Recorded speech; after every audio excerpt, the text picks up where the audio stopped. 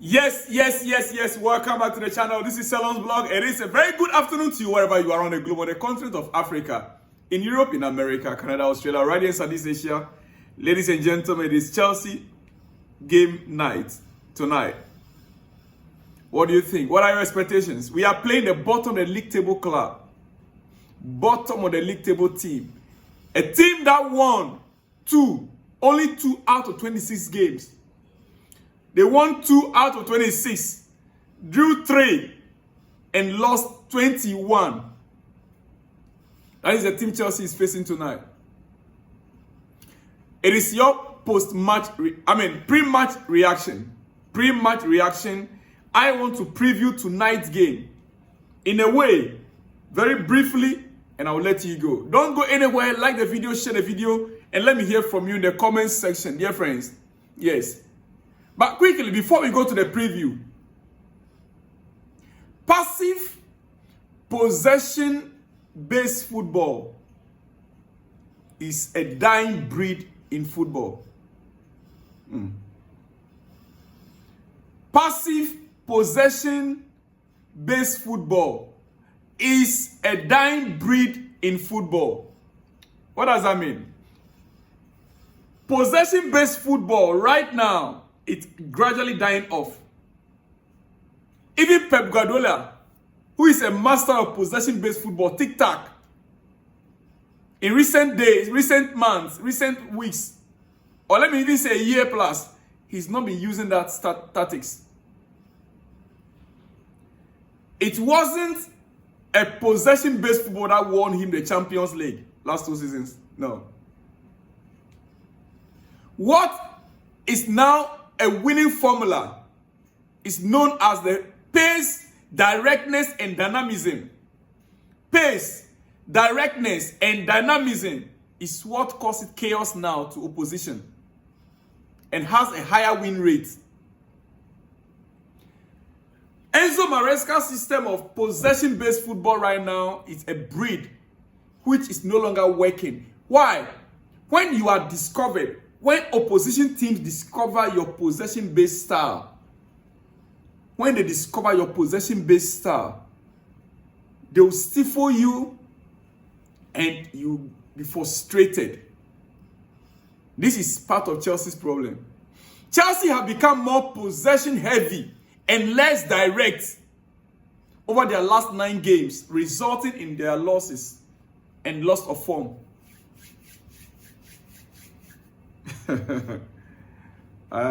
Dear friend, do you get it?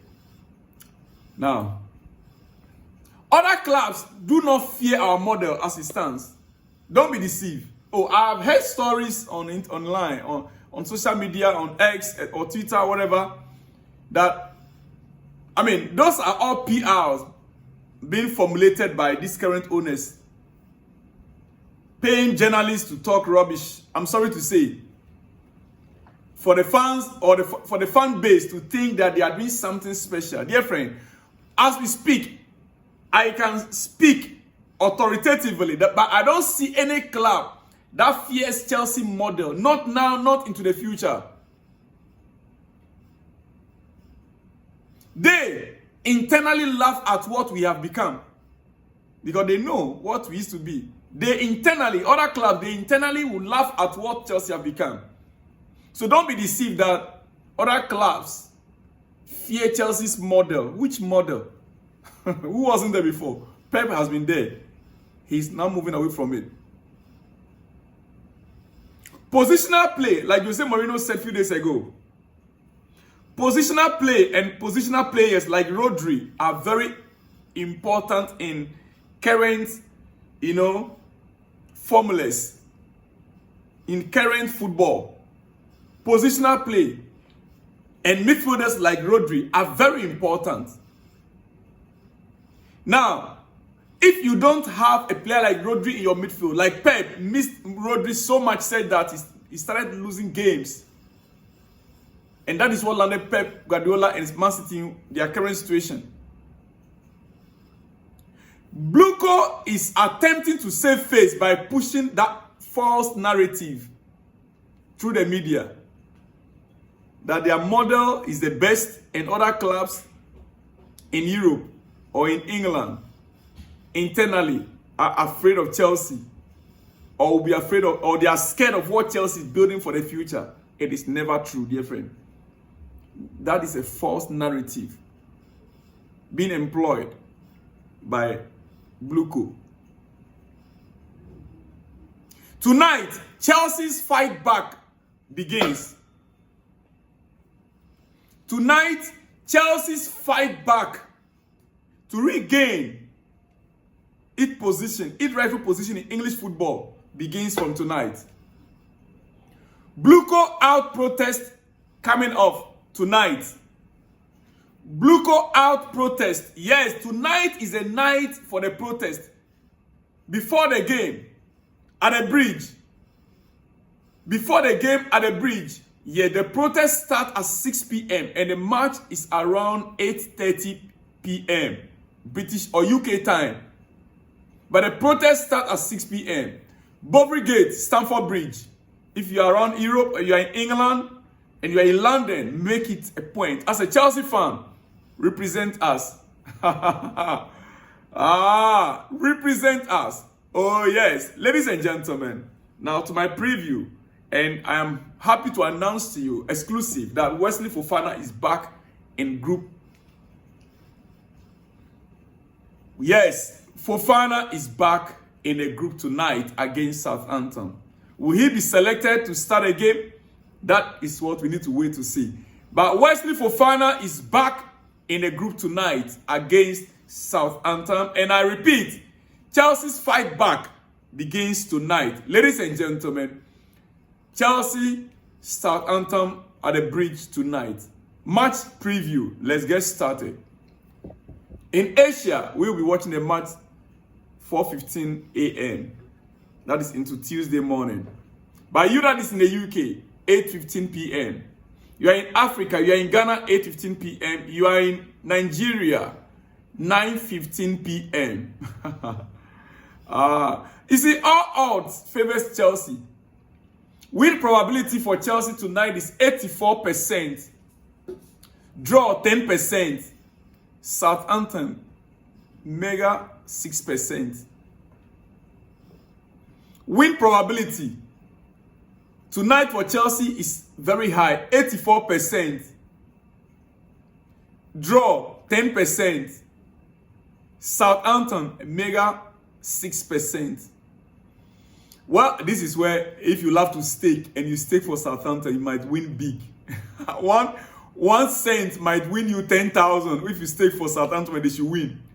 Anytime the probability favors so high like this, the winning team doesn't carry much percentage. That, you know. But if Southampton should, anyone who stake for Southampton and they win tonight, you should be a millionaire. Dear friends, Chelsea, Southampton match preview and team news. Let's get started finally. In the next 4 minutes, I'm out of this place. Enzo Maresca's Chelsea hosts a struggling Southampton side at Stamford Bridge in the Premier League tonight, with both sides desperate to win tonight. The Blues have been unable to arrest a slide in form, which has seen them win only 2 out of the last 10 league outings. On the weekend, they were dealt a late blow by Aston Villa. Yes, they were dealt with by Aston Villa's Marco Asensio, the experienced guy, who scored the winning goal right at the death of the match.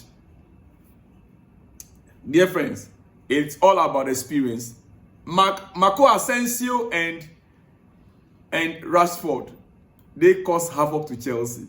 Well, defender Trevor Chalobah is a definite absentee for tonight's game after picking up a knock in the opening exchanges at Villa Park. It is only a minor issue for the academy graduate, but one that will prevent him from featuring over the next fortnight. You see, despite making a decisive mistake on Saturday, Maresca has reaffirmed his faith in Philip Jorgensen, the goalkeeper. Yeah, the Danish stopper will return or retain his starting spot between the sticks tonight? I hope so. I'll be coming very soon with my predicted lineup for Chelsea.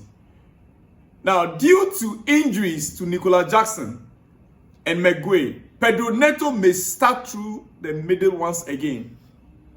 It was a heavy defeat for Southampton last Saturday as Brighton put 4 past them at St. Mary's Stadium without reply. Without reply. Yes. Is it Jan Bednarak who missed the trip to the capital due to fatigue? However, their defense options have been bolstered by the return of Taylor Howard Bliss. Yes.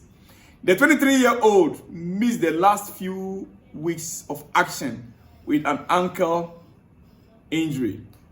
Southampton manager Ivan Juric has also confirmed that Flynn Dons will play in tonight's game. Yes, he will be part of tonight's game. He was actually a substitute against Brighton, if you can remember very well, or if you have watched that game.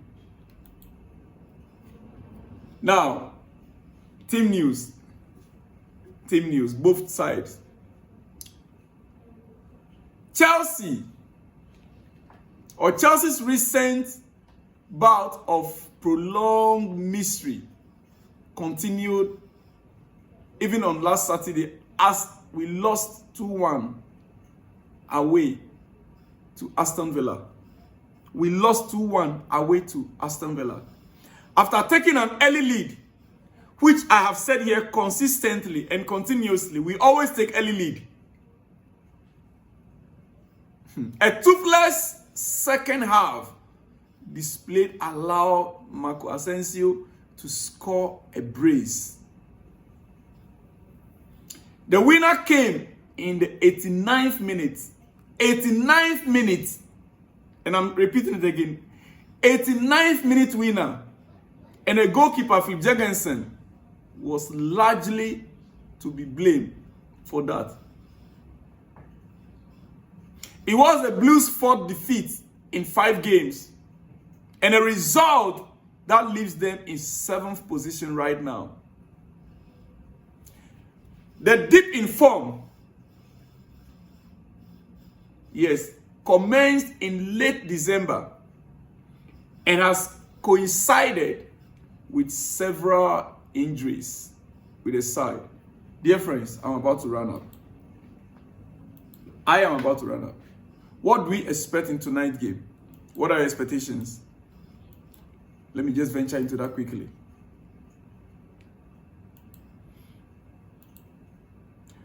However, Chelsea's next 2 games, one is tonight. Chelsea's next 2 games, one is tonight. Yes, against Southampton at the Bridge.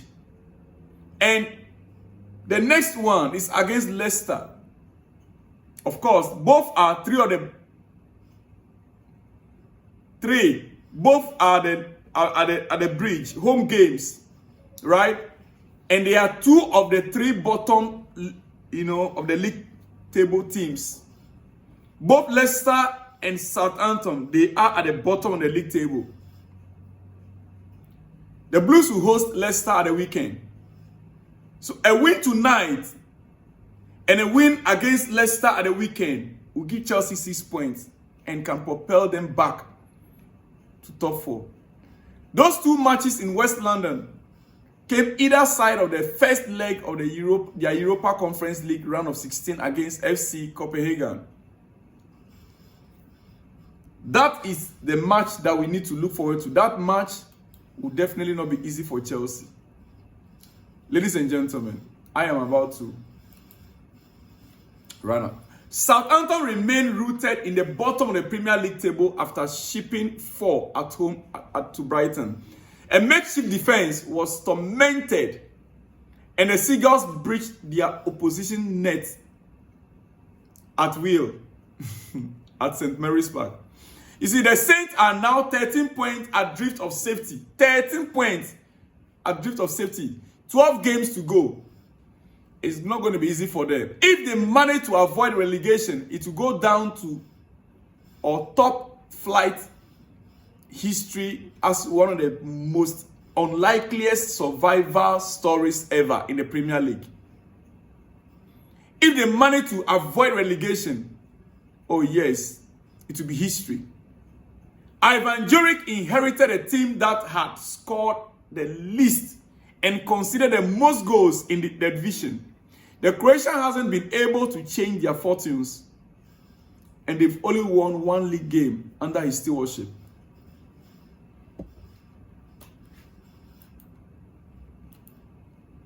Dear friends, Southampton 1, Chelsea 5, Premier League, 4th December. Last December, the last time the two teams met. A 5-star display from Chelsea saw them ease to victory over the same side, Southampton, in the reverse fixture. The contest commenced at a frantic pace and both sides netted within 11 minutes. Both sides netted within 11 minutes. Asad Isasi nodded in the opener from a corner. I remember vividly. But it didn't take long for Joe Aribo to level matters, determined to play on by the line from Kyle Walker. Peters culminated in fullback, picking out Aribo, and there was a simple finish. Chelsea resetted themselves in that game to reclaim the advantage just after the quarter of the hour mark, and the goals started to flood in. Dear friends, that game ended 5-1 in favor of Chelsea. Now, my predicted lineup for both teams, and I'll be out of this place. I don't know what you think, but I think Chelsea tonight, it is a must win. And I will expect Jurgensen to start in the goal post. Yeah. In the defense, Malo Gusto on the right side of the left side of the defense. Malo Gusto on the right side of defense. Malo Gusto, right side of defense. Levi Colwill. And in the absence of Trevor Chalobah, I will expect Adarabioyo to start alongside Colwill in central defense. Makukrela from the left. Makukrela from the left. Enzo Fernandez and Caicedo in midfield, alongside Reece James, the captain. I will expect Christopher Nkunku to mount our left flank tonight. Neto heading the attack and Cole Palmer behind.